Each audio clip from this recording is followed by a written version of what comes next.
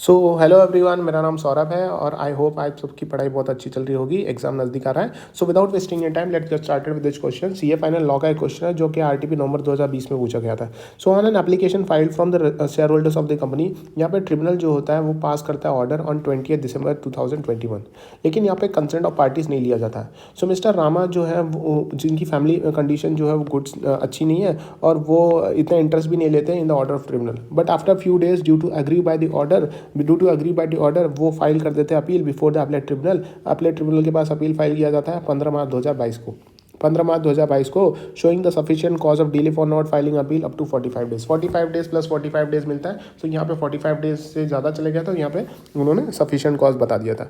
From the date of the order, even after receiving order from the appellate tribunal, फिर appellate tribunal से यहाँ पे order आता है 30 अप्रैल 2022 को। सो मिस्टर रामा जो है वो सेटिस्फाई नहीं होते, वो भी अपीलेट ट्रिब्यूनल वाले डिसीजन से, और वो चाहते हैं, डिज़ायर करते हैं कि वो एप्लीकेशन फाइल करेंगे कहाँ पे, supreme court of India 30 October 2022 को।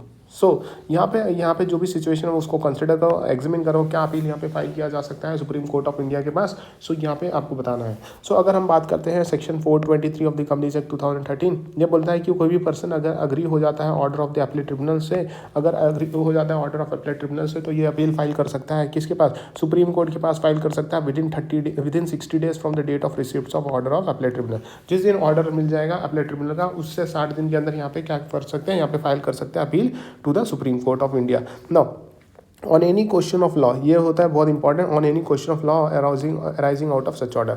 हवे सुप्रीम कोर्ट यहाँ पे अगर सेटिस्फाई हो जाता है कि अपीलेंट जो है वो प्रिवेंटेड बाय सफिशिएंट कॉज है, तो यहाँ पे filing of appeal with in the set period allow कर सकता है, file with in further period यहाँ पे अलाउ किया जा सकता है, नॉट एक्सीडिंग 60 डेज, मतलब 60 दिन तो मिलता है प्लस 60 दिन और मिल सकता है अगर यहाँ पे सुप्रीम कोर्ट यहाँ पे सेटिस्फाई हो जाता है। सो इन द प्रेजेंट केस यहाँ पे जो राम है वो एग्री हो जाते हैं order of the appellate tribunal से, वो डिजायर करते हैं filing application to supreme court on 30 October 2022, but supreme court can entertain only appeal up to 60 days plus 60 days. यहाँ पे 60 प्लस 60 का यहाँ पे extension if sufficient cause, extension मिला तो, एक्सटेंशन कोई ज़रूरी नहीं मिलेगा। सो यहाँ पे अगर हम बात करें तो 30 अप्रैल को यहाँ पे अपीलेट ट्रिब्यूनल का यहाँ पे ऑर्डर आ गया था 30 अप्रैल को। सो यहाँ पे अगर हम देखें अप्रैल, मई, जून, जुलाई, अगस्त, तो अगस्त तक यहाँ पे इनको फाइल कर देना चाहिए था, अगस्त तक यहाँ पे उनको फाइल कर देना चाहिए था अपील।